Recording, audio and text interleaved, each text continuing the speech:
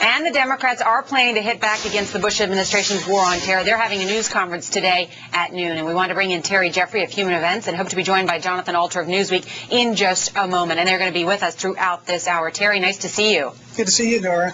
For Republicans, national security was the trump card in the 2002 and 2004 elections, but will it work in 2006? Well, I think there's two aspects to it, Norah. I think to the degree that the debate focuses on the war in Iraq and the problems we've been having in Iraq, it's not good for Republicans. In fact, I think that's probably the number one reason the Democrats have at least a chance of taking back the House of Representatives. To the degree that people focus on the differences between Republicans and Democrats on other national security matters, like the Patriot Act, like NSA surveillance of al-Qaeda communications in and out of the United States, the financial transactions that have been monitored, and the simple fact that, as we will remember next week, the United States has not had another terrorist attack on our soil in 5 years, that plays to the advantage of the Republicans. So I think politically the Republicans are going to want to keep the debate as much as possible on that side of it.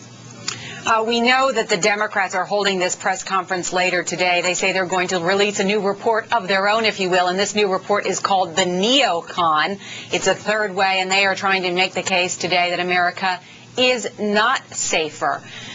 Do the Democrats have an opportunity now with this focus back on Washington September to finally get the bully pulpit and show some sort of difference with the administration, perhaps gain some additional political ground on Well, that's what they want to do. But even on the Iraq side of the equation, where I do believe that the Democrats have an advantage, and it really is the most significant reason they have a chance of winning back the House, they haven't so far had a clear strategy and alternative to the president. And there are an awful lot of Democrats out there who will tell you they think it would be a mistake for the United States to pull out of Iraq. What does redeployment mean?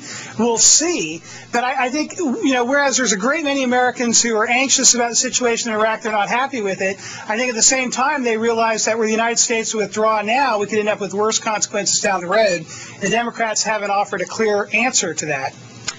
Terry, we know that the Republicans are very organized. They know that they are facing a very difficult political environment this year. So as the LA Times put it today, they are setting up for Security September, and that means national security is the main issue on Capitol Hill. They're doing away with terrorism. They're not going to have time. I should say immigration reform. They don't have time for that. They're going to focus on issues related to terrorism. They're going to talk about the terrorist surveillance program.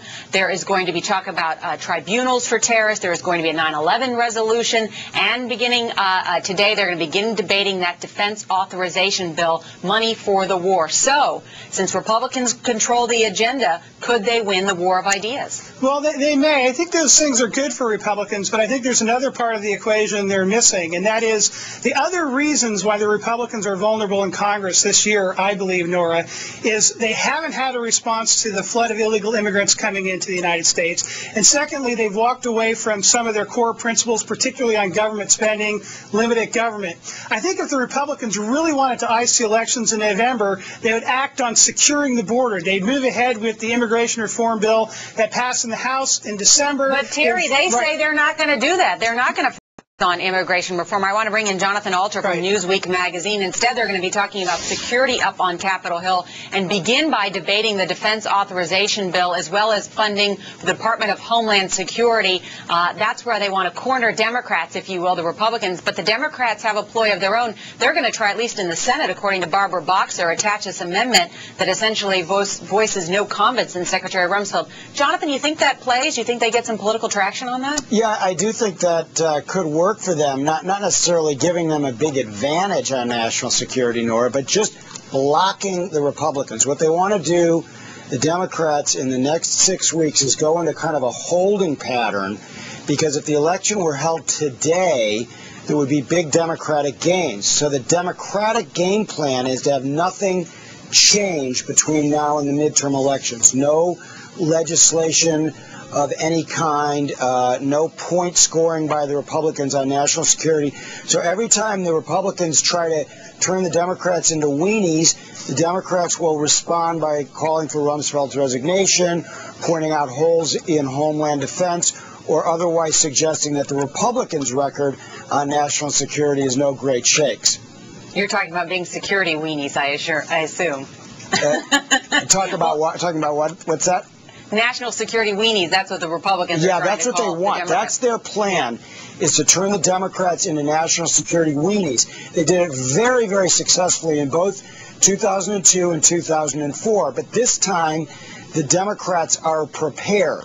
At the same time, the Republicans, you know, who in the last time there was a big upheaval in Congress in 1994 when the Democrats had control, the Democrats were completely asleep at the switch and they didn't realize there was a tidal wave coming until it was too late. In this case, the Republicans are prepared. They are now poised to try to resist what a lot of people are seeing as a tidal shift in American politics. So both sides are girded for battle. But the Democrats have the advantage here because all they have to do is just hold the status quo for another few weeks, and they think they've got big advantages. All right, gentlemen, stick around. We're going to talk to you coming up throughout this hour on the economy. We'll also talk about the money wars, etc. And today we're also learning